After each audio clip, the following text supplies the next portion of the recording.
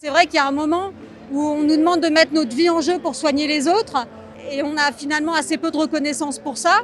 Et on se dit, est-ce que ça vaut le coup finalement de s'investir à ce point-là humainement ?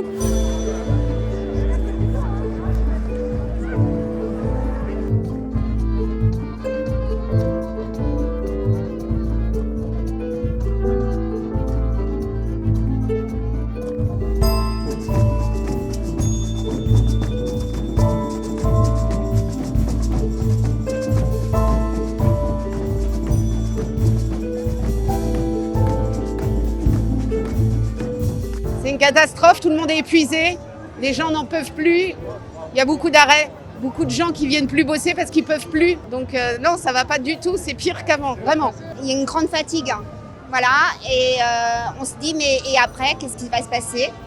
Et c'est le après qui pose problème.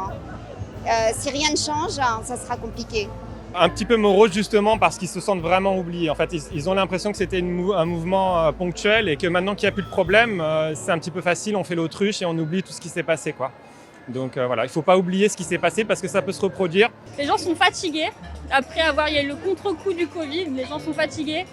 Mais vu qu'on a réduit aussi les capacités d'accueil dans les hôpitaux, il y a moins de patients pour le moment, donc ça permet de souffler après justement cette période intense de Covid.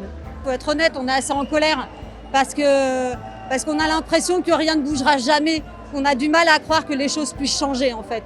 Donc on est en colère, on est un peu découragé, on a un peu l'impression de se faire avoir en fait, mais ça depuis des années et c'est au détriment des gens, des soignés.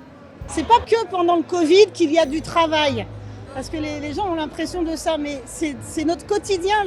Et parfois même la charge de travail dans certains hôpitaux, elle est plus importante quand c'est pas le Covid parce qu'il y a les externes, il y a toute la vie normale qui reprend.